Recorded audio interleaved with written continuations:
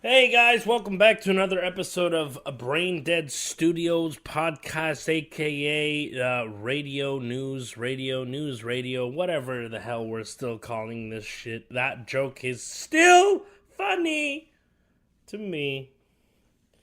Also, it's a lack of respect, apparently, according to one of my listeners who tells me that I should know the name of my own show, and guess what I do? Sorry to reveal the man behind the cloth, the big Dr. Ounce himself. Speaking of Ounce, happy 420, you fucking rejects. You guys are so cool.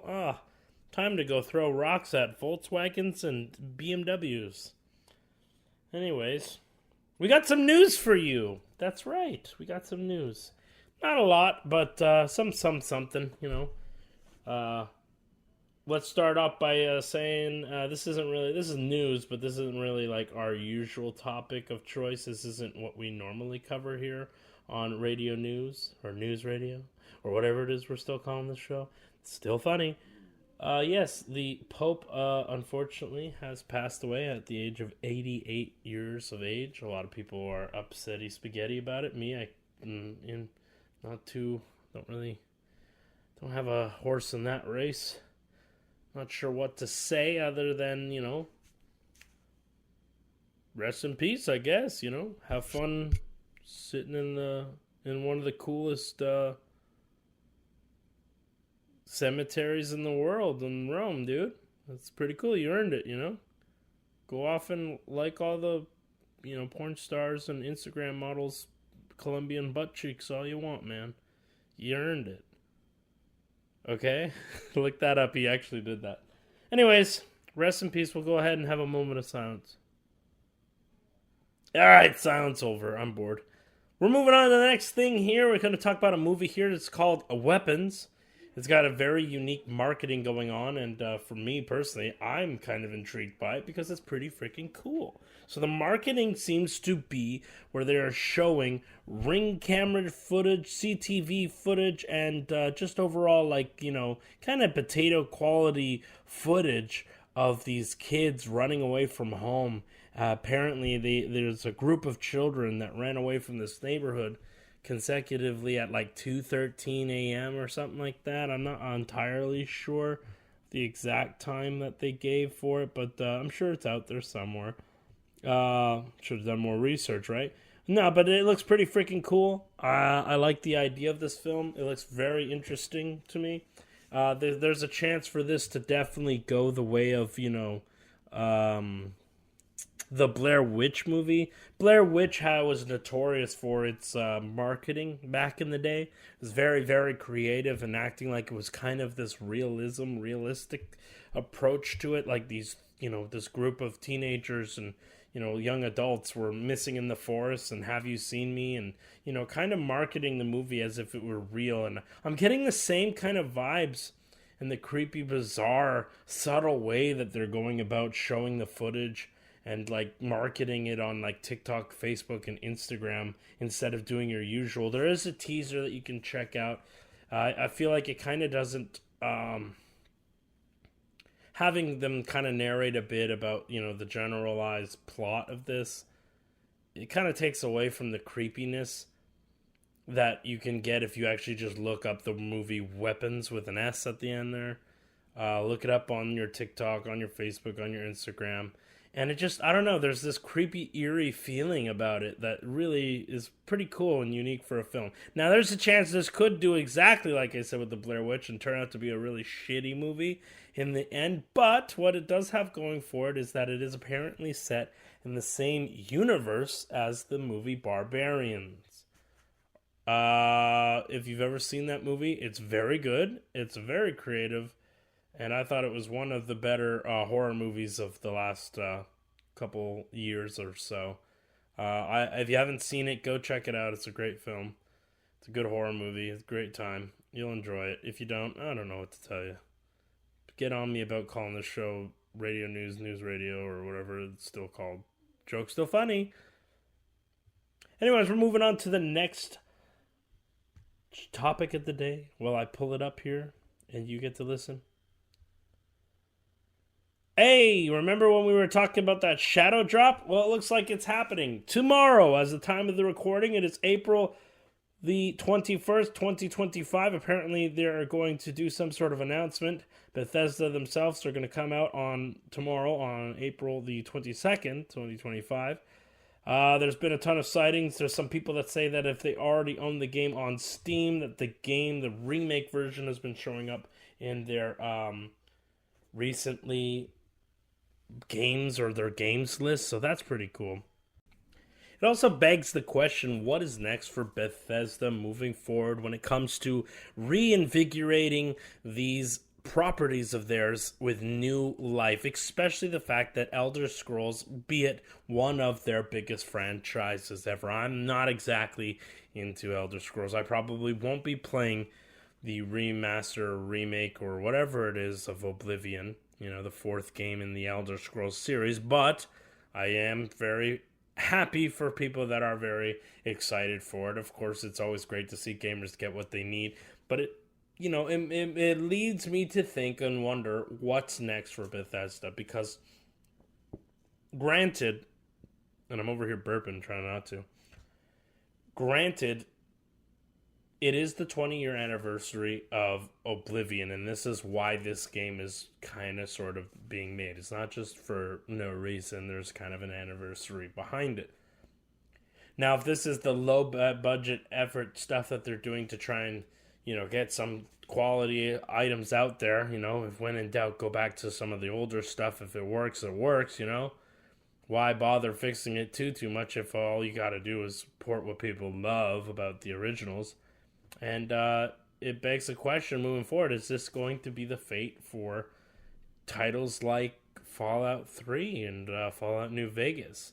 I know I had a conversation with a friend before I started recording this here audio today that discussed the fact that, if we do that, what's next? And if Fallout, do you think Fallout New Vegas stands a chance? Given that Obsidian Studios is the one that made the game, is there going to be a bit of a problem, or is it the fact that it's a Fallout IP and that Bethesda owns it and therefore Microsoft and all that stuff? It begs a question moving forward, especially with this brand new rework of an engine specifically for remakes. What's next for Bethesda and their games, and what games are off the table? Are we just subjecting this specifically towards the Elder Scrolls? Because at that point we have only got Fallout 3 and New Vegas and Elder Scrolls 5 Skyrim, which I don't think anyone's too keen to keep playing Skyrim anytime soon. As much as a phenomenon that game is, it's really, whatever at this point. That game's on everything. So it seems a little redundant. But, I leave that up to you guys. What are some other Bethesda titles? Do you want to see them redo Rage? Do you want to see them do other Doom titles like Doom 3? Do you want to see them take on bringing back... I wanted to make a good funny with that parkour game, but I completely fucking forgot about what it was called. It was by Bethesda, or they published it. Brink! There we go. I knew it'd come to me. I had that later in the evening moment where I shout out the answer because I knew it. But it happened a lot sooner and you witnessed it. That's awesome. Nothing out, by the way. I'm looking at the audio bumping up and down. That's pretty neat. I'm pretty proud of that, if I'm being honest. Anywho, moving on to the next thing. Speaking of Bethesda, good little segue here. We got a lot of Doom news, so let's talk about Doom. Of course, in our last couple episodes, we talked about how Doom is getting controllers for the Xbox Series X, with an Xbox Series X version of the controller and an Xbox Series X Series 2 Elite version. Those came out to around $79.99, $80 for the default Xbox Series X controller, and a whopping $199 for the Xbox Series X Series 2 Pro controller. And, of course, there's a $54 sleeve little sweater for your console. If you missed that in the last episode, feel free to check out that episode. We did cover that for the news. But that's not what we're talking about. We're talking about the latest trailer that dropped about about it yesterday, or give or take.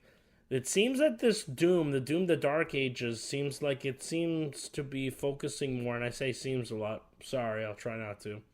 But it almost feels as if, there we go, different words, that the game is tailored more towards being a story-driven game, and I feel like the marketing hasn't exactly shown that up until this point.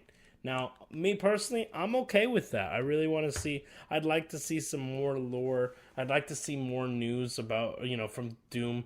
We get it, you run around and you kill some things, but, like, it worked well in Doom 2016. Doom Eternal was kind of more of the same stuff, but with, like, grapple hook. No, I'm over it. If we're going to be doing the same things, we need to have new stuff. And I think they're going in the right direction. Not only do we have a theme with the Dark Ages being a medieval mix up with hell and Doom and stuff. That's terrific. I mean, honestly, this is just amazing. And I'm definitely, it's like my most anticipated game right now on my radar as of late, with the likes of the Capcom Fighting Collection 2. I can't wait to play some of those older titles, but let's focus on Doom. I'll try and keep on track here. But Doom the Dark Ages, they got the shield. I feel very Captain America with that thing, being able to throw it around, a buzzsaw, being able to kill with it, parry, being able to like parry with a flail. That looks cool as shit, dude. That looks really cool. So they definitely did some new stuff to make it feel a little bit different. It's definitely going to have that Doom fast prosa feel. But, like, the question is, will this additional story be a blight for some people? Do they really want to know more about the Doom thing? Or are they just going to skip this stuff? Or are people kind of like, whatever, I don't care, let's move on? So it's really interesting to see them kind of revert back to now actually telling a story rather than just being left to your own devices like Doom 2016 and Doom Eternal was, where you had to like search for lore, read about it, and kind of figure that shit out for yourself. And especially the fact that like when they did try to do the whole story bit in Doom 2016, he kind of just punched some shit to basically, signify, I'm not doing this story beat talky bullshit. I'm gonna fucking kill, rip, and tear everything apart. I am the Doom Slayer, So I want to see how that coincides, if that's going to be a negative talking point from people, when the game comes out. Just know that we thought about it first, and I honestly don't think it's going to be that big of a deal, but I prepare to see people kind of, slander and bitch and complain about that one. Really, I don't see it being a big of an issue, especially with the game coming to Game Pass and all the randoms and typical people of the world playing, their same old shit. They're just, they're tourists coming in to play a bit of Doom for a bit, and then they'll piss off. But I leave that up to you guys. What do you think about Doom the Dark Ages? Let me know in the comments down below. Let me know if you are going to be playing the game. Are you excited for Doom the Dark Ages? I know I am. Hey, we got more Doom news for you. It's not all doom and gloom, because guess what? There's a Doom box from Limited Run, and it is going to be expensive. Try as expensive as the devil itself at $666. That's 666 for anyone counting them devil numbers, brother. Whew. Thank God the Pope ain't around to see this one, am I right? Right? Okay, too soon? Too soon, okay. Well, this version is $666. It comes with a bunch of garbage. Most of it is not all that big of a deal.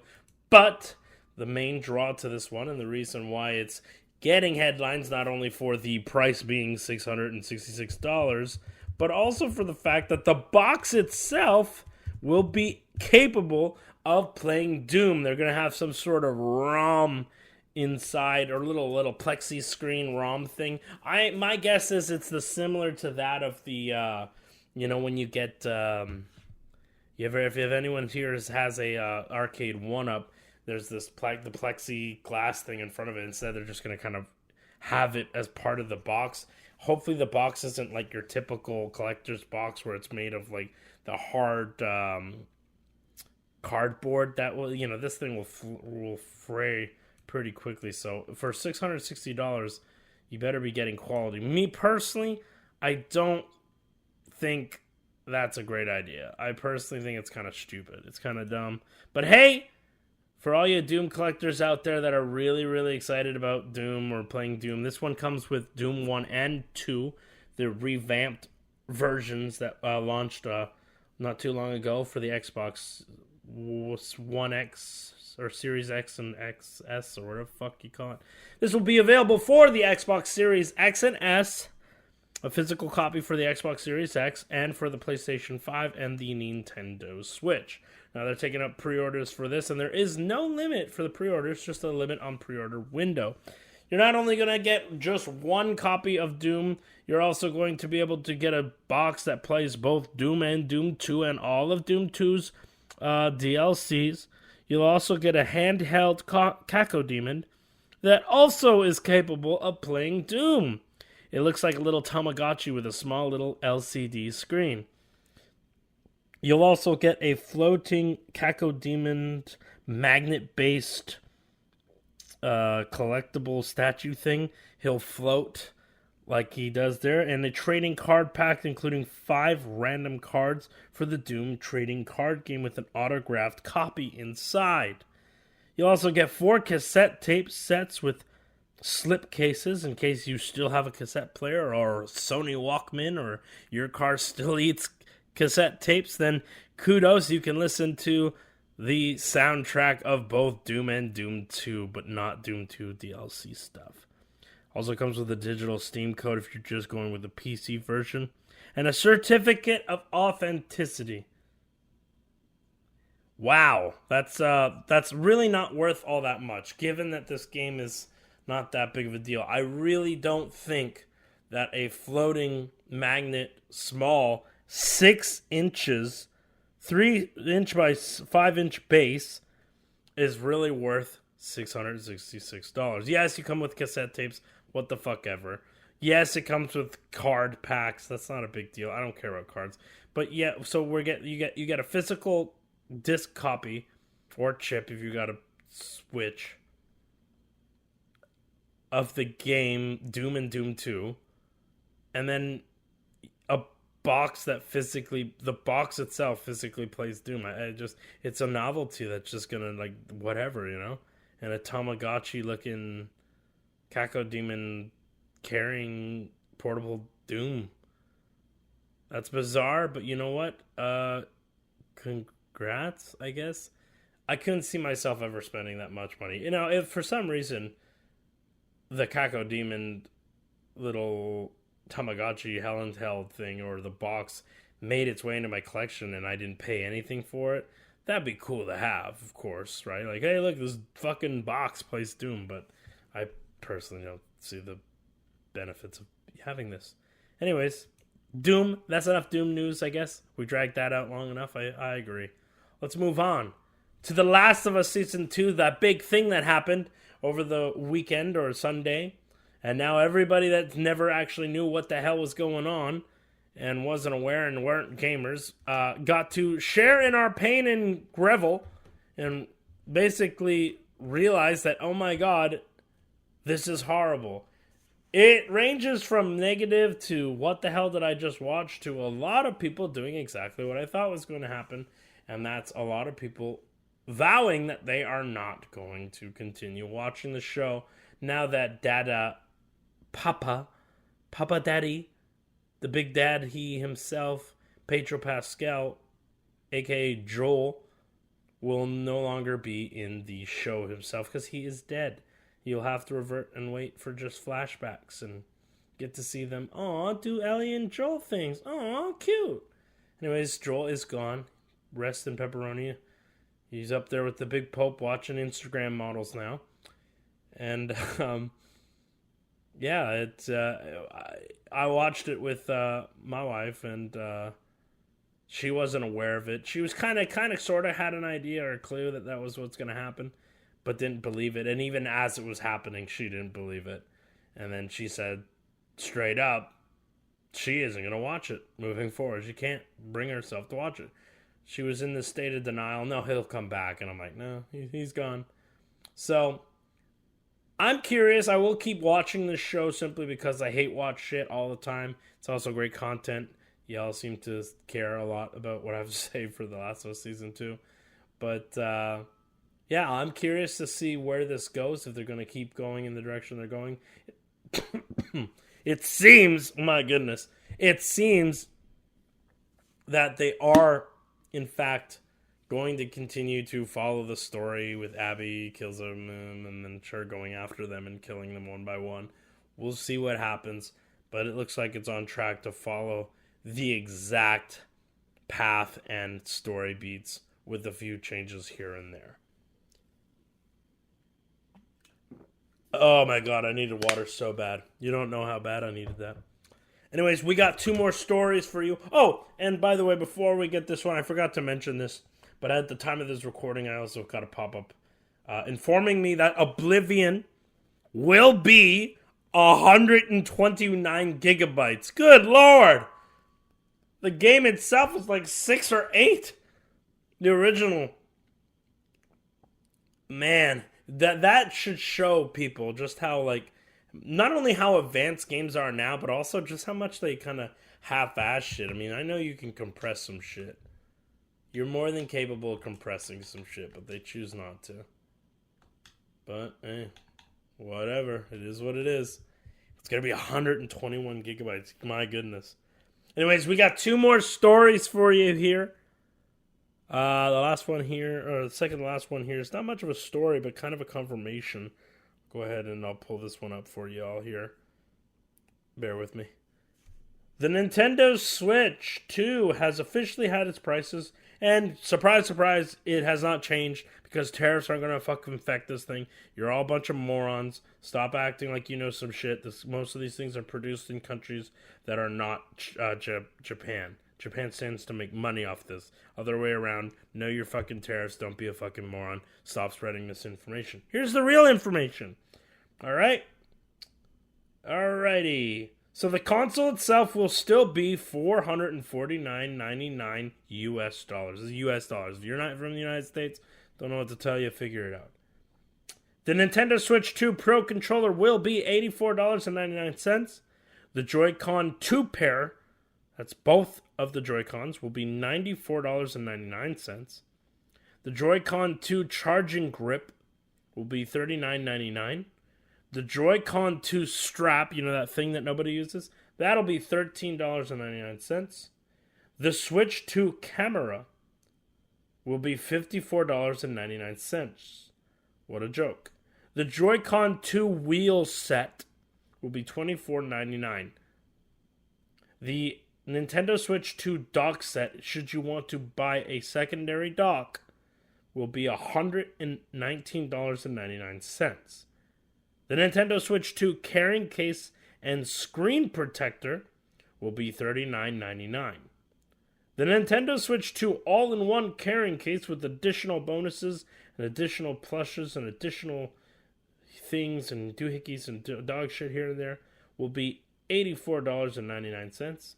Should you need to buy another Nintendo Switch 2 AC adapter, that'll run you $34.99.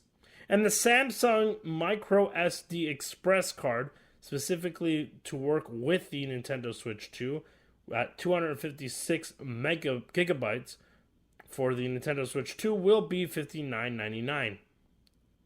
While the price of the consoles remains unchanged, some fans are torn about the price increase for the accessories. These accessories never actually officially had a price increase. All of these accessories were never official. This is the first official. Again, nothing to do with the tariffs, all to do with the fact that their price points are more, given the fact that things are more expensive now in today and with how things are. Nothing to do with tariffs. All to do with Nintendo and the prices and the price points they choose to sell these at. Again, retailers can and will drop these prices if they don't see a sales and a reduction in these things. And of course, third parties will start to take over. PowerA will start to make controllers, Nintendo Switch 2 Pro controllers or knockoff plug-and-play controllers That'll probably market between $39.99 to $54.99. That's my given here, which would save you paying $84.99 for the Nintendo Switch 2 Pro controller. What a joke. Anyways, are you still gonna buy a Nintendo Switch 2? I'm in the no camp. I've been in the no camp for quite some time. I personally don't care. I don't like the prices, and there's not enough to get me to go play the game as of right now. But things are always likely to change. Hey, we got one last thing. There's a last thing for today before we wrap up the show here. Elijah Woods and Sarah Michelle Gellar have been casted as part of the returning cast, or not returning cast, but new additional cast for a sequel to the highly underrated horror movie Ready or Not. Anyways, we got that information before we started the show. Anyways, I like that movie. It's definitely got a really bizarro ending. Wasn't sure if they were ever going to make a sequel. Didn't really feel like it was going to get a sequel, but now that it is, it's kind of cool that we got Sarah Michelle Gellar going back into her horror routes. And Elijah Woods is always great to see him in different things here and there. He's a kooky guy, so it's neat to see. Anyways, that's it. I ain't got any more news for you. Let me know what you think. Did you think the Pope jokes were funny? Do you think it was in bad taste? Are you excited for Doom? Are you excited for movies like Weapons or Ready or Not? Are you still going to be watching The Last of Us? And are you going to be playing Oblivion? Answer all that or more down below. Let us know. We're excited to see what y'all have to say. But until then, I've been Ethan, your host on Radio News Radio, whatever the fuck we're still calling this show. Yes, it's still funny. And we'll see you on the next episode. Thanks a bunch, and like always, feel free to like, subscribe, and share, and do all that bullshit. It really helps. And thanks a bunch for watching this far. We look forward to you watching more. Thanks, buds. See ya.